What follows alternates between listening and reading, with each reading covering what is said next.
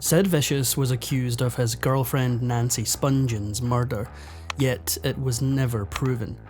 However, a letter he wrote to her mother before he died shed new light on the mystery. Sid Vicious rose to fame as the second bassist for the punk rock band the Sex Pistols, but it wasn't for his musical talent. A friend once described him as everything in punk that was dark, decadent and nihilistic. From fights in clubs to brushes with danger and one fateful final night, Vicious's dark rise to fame came to a tragic end all too soon. We weren't the nice boys they thought we were. We aren't nice boys. We were nasty little and we still are. To escape the doldrums of her own life, Sid's mother, Anne, had joined the British Army, where she'd fallen for a trombone-playing guardsman named John Ritchie. She gave birth to Simon John Ritchie, aka Sid Vicious, in May 1957 in London.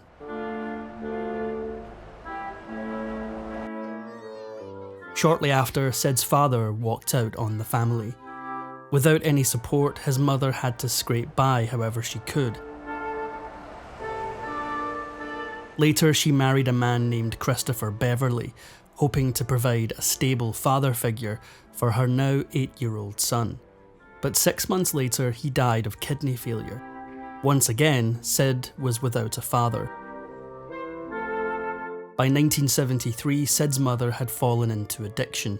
While she numbed herself with any substance she could get her hands on, Sid had to struggle alone, attending a community college for kids on the edge.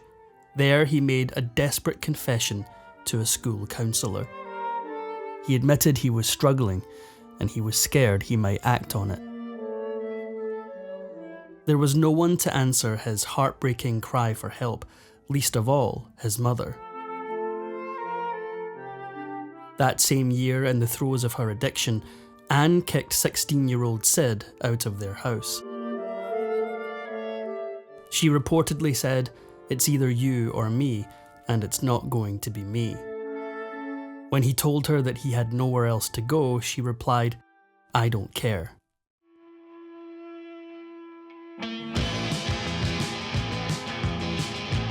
Out on the streets, Sid had to find his own family, and he found it in others just like him.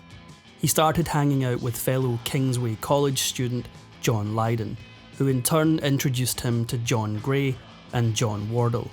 Together they became the Four Johns, a crew of squatters, dropouts, and punk pioneers. They may have lived in filth, but they lived on their own terms. At the time, Sid was still known as Simon John Ritchie, and gained his new nickname when Lydon's pet hamster named Sid after Sid Barrett, the co-founder of Pink Floyd, bit him. The teenager yelled out, "Sid is really vicious," and the name stuck. So he had the stage name, but he definitely didn't have the talent. Unlike other punk legends, or depending on your opinion, much like other punk legends, Sid Vicious wasn't a gifted musician. Before he rose to infamy, he and Lydon, who had started going by the name Johnny Rotten, busked in the streets, playing Alice Cooper covers, badly. So badly that people tossed coins at them just to make them stop. It was pathetic. It was punk. It was exactly what Sid was chasing. In 1975, Johnny Rotten formed a band called the Sex Pistols. As his best friend, Sid quickly became their biggest fan, but not necessarily for the music. At a 1976 show, when the band unleashed chaos upon their own fans, Sid watched on with stars in his eyes. He wanted to be just like them. Before he joined the Sex Pistols, Sid co-founded a band of his own called the Flowers of Romance. In June 1976, Sid went to see a Sex Pistols show at the 100 Club. When music critic Nick Kent blocked his view, a high as a kite Sid whipped out a rusted motorcycle chain that he regularly carried with him, and smashed it across Kent's head. The incident made the papers, and thus began Sid's rise to infamy. Despite co-founding Flowers of Romance, the band never played a single live show. Nevertheless, Sid's antics off the stage caught the attention of other punk bands, and he found himself in the running to front legendary band The Damned. But when it came time to audition, he didn't even show up. His self-destructive behaviour only got worse. Punk rock has become almost a battle cry in British society. For many people, it's a bigger threat to our way of life than Russian communism or hyperinflation. Later that year, he was back at the 100 Club, this time to see The Damned, the same band he was supposed to be fronting. Wasted, he hurled a pint glass at their singer, Dave Vanian, mid-performance. The glass hit a pillar, then exploded into the crowd. When one of the shards of glass struck a woman in the eye, she became blind. The incident landed Sid in Ashford Remand Centre.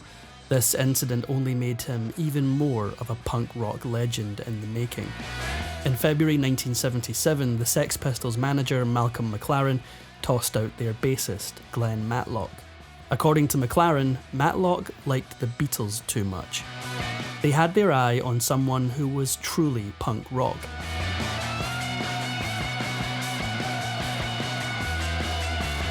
Just like that, Sid had gotten what he truly wanted, to become a member of his favourite band. Before he joined, Sid never missed a show. After joining, he wasn't just encouraged to go off the rails, he was expected to. His antics had the intended effect. A major record label started paying attention. Thanks to Sid's wild punk rock attitude, the band signed with A&M Records in March 1977. But it was hard to tell if they were happy about it. Sid and his bandmates celebrated by trashing the label's offices. The ink on the contract had barely dried before the band's chaotic celebrations spilled over into the Speakeasy Club that same night. There, the band spotted DJ Bob Harris from the Old Grey Whistle Test, a BBC TV music show. They cornered him, demanding to know when they'd be on his show. Bottles in hand, they pinned him behind the bar and sparked a brawl. Amid the chaos, Sid rammed a broken bottle into the face of BBC engineer George Nicholson, drawing blood from a deep gash. The next day, the fallout had already begun. A&M Records tore up their contract, while Capital Radio banned their music.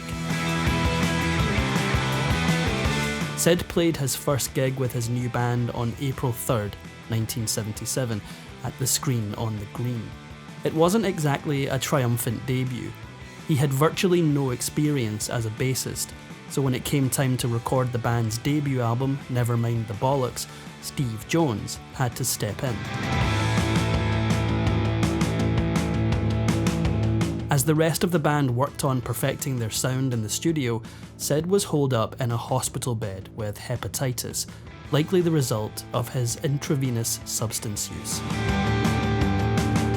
In 1977, the same year that the Sex Pistols released their debut album, Sid met someone who would change his life forever, and not necessarily for the better: Nancy Spungen.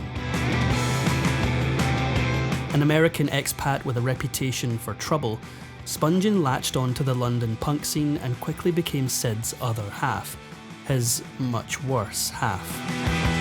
Johnny Rotten had been the original target of Spungen's dangerous affections, but once she set her sights on Sid, everything changed. The caustic pairing burned through the band, creating a rift in the once tight-knit group. McLaren, the band's manager, was so desperate to get rid of her, he considered having her deported back to the US. Behind closed doors, Sid and Nancy had a troubling relationship. Not only was there speculation that he beat her, but there were rumours that he encouraged her to sell her body so that he could watch. Despite his own struggles, Sid toured Scandinavia, the Netherlands, and the UK with his bandmates, with, of course, Nancy in tow. The tour was supposed to promote the band's debut album, and it worked. Nevermind the Bollocks hit #1 on the charts and is still considered to be one of the best punk albums of all time. By January of 1978, their punk rock sound had reached the US, sparking demand for a tour. Warner Brothers, the tour's backer, demanded that Sid sober up and swapped out his usual fix for methadone. Unfortunately, it didn't help. Throughout the tour, Sid was sick, miserable and short-tempered. Worse yet, they'd barred Nancy from joining him. Gav, You dirty what a clever boy. What a rotter. Well, that's it for tonight. I'll be seeing you soon. I hope I'm not seeing you again. From me, though, good night. Before a Dallas show, Sid did something that shocked even the most ardent punk rock fans. He wrote "Gimme a Fix" on his chest. With that, the Sex Pistols were done. And so was Sid. Almost. After the tour, the band effectively broke up. Sid then flew from San Francisco to New York, and barely made it. High on a diet that consisted of methadone, diazepam and alcohol, he slipped into unconsciousness before the plane touched down. When he woke up in the hospital, a doctor informed him that if he didn't stop, he'd be dead in 6 months. As soon as he left the hospital, Sid ran straight back to Nancy. The two jetted off to Paris to shoot The Great Rock and Roll Swindle, but spent most of their time locked in their hotel room getting high. Even when he tried to record some music, he returned from a session and made a disturbing discovery. Nancy had self-harmed in fear that he'd left her. She stepped in as Sid's manager, landing him gigs throughout the US. However, it quickly became apparent that something was missing. The crowds that attended his shows expected to get a taste of the full band. What they got was a cheap knockoff. The crowds heckled Sid for his low-rent Johnny Rotten impersonation. In return, he cursed out his hecklers. On October 11th, 1978, Sid and Nancy threw a party in their hotel room. Sid downed 30 sedatives and passed out cold. While he was comatose, his party guests came and went. But the next morning, when the party was over, he found that he was all alone. At 11 AM on October 12th, hotel staff found something horrifying in Sid's room: Nancy's lifeless body. Sprawled out on the bathroom floor in a pool of blood, she'd been murdered. For exclusive perks like early access to new videos, priority replies to your comments, and to have your say on future content, consider becoming a Factinate member. On top of that, your support helps keep the channel going. Click the link in the description for more details. When police arrived on the scene, Sid confessed to the gruesome act. But right after confessing, he took it all back. His behaviour after that only confused matters more.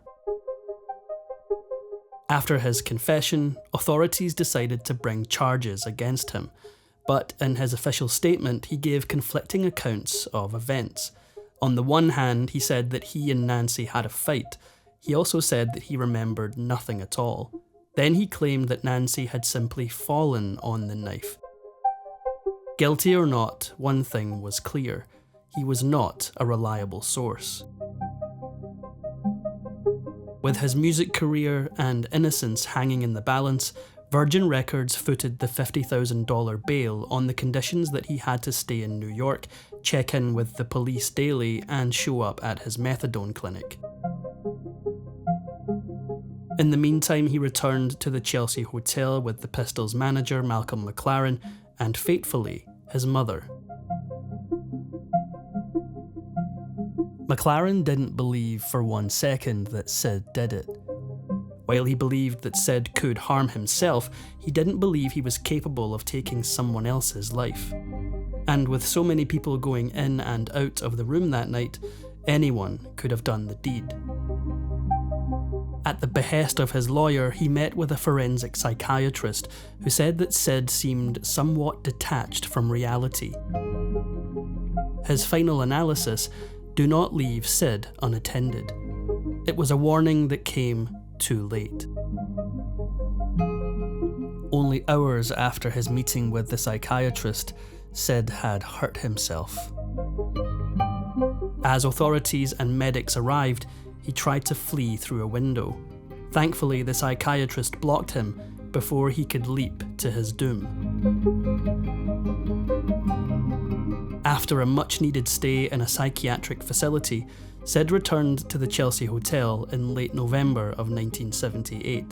Just 2 days later, he gave an interview to the Irish journalist Bernard Clark. Where would you like to be? Under the ground. Are you serious? Oh yeah. On December 5th, Sid went to Hurrah nightclub with an entourage, but when he began making advances on a girl named Tara, her boyfriend Todd Smith, brother of punk legend Patti Smith, stepped in. Sid, irate at the intrusion, smashed a bottle and slashed Smith in the face. The gash was so deep that it required 5 stitches. The court determined that Sid had violated his previous bail terms and ordered him to Rikers Island, where he underwent opiate detox. What happened next stunned everyone. Given that he was already out on bail, it seemed almost inevitable that he'd go away for a long time. To everyone's shock, the judge agreed to release Sid once again, even reducing his bail to $10,000. By mid-January of 1979, he was back on the street. Once he was out of detox, Sid had a chance encounter, one that would prove fatal. Randomly, he ran into a friend, Peter Gravel, on the street and asked him about procuring some substances. That night, Gravel delivered $200 worth to an apartment in Manhattan, where Sid was staying with friends. Along with his mother and a group of friends, Sid indulged himself. Though his friends were already concerned about his condition, given that he'd just come out of detox, one of them reportedly gave him 4 sedatives to help him sleep. It was a sleep from which he would never awaken. That night, Sid Vicious drifted off into the closest thing resembling peace in his life, and simply never woke up.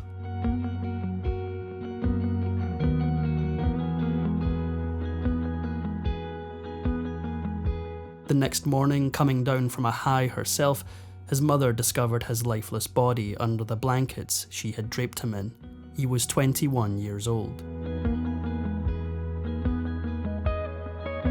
Following his death, his mother said she found a note in her son's jacket. It read, "We had a death, and I have to keep my half of the bargain. Please bury me next to my baby. Bury me in my leather jacket, jeans, and motorcycle boots. Goodbye." He was my friend, and I miss him very much. And I felt really guilty about bringing him into the Pistols because he was ill-equipped mentally to deal with the pressures. Sid carried many secrets to his grave, including what really happened the night his girlfriend Nancy died. That is, if he really knew. However, not long after, people began to whisper that they knew who the real killer was. Rocket's red glare was a fixture in the punk scene in New York.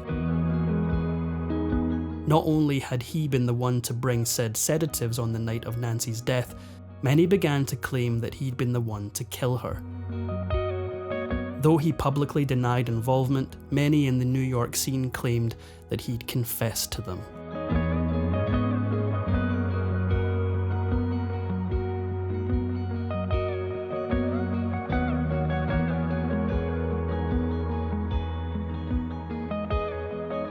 If you enjoyed this Factinate video, give it a thumbs up and subscribe for more incredible stories.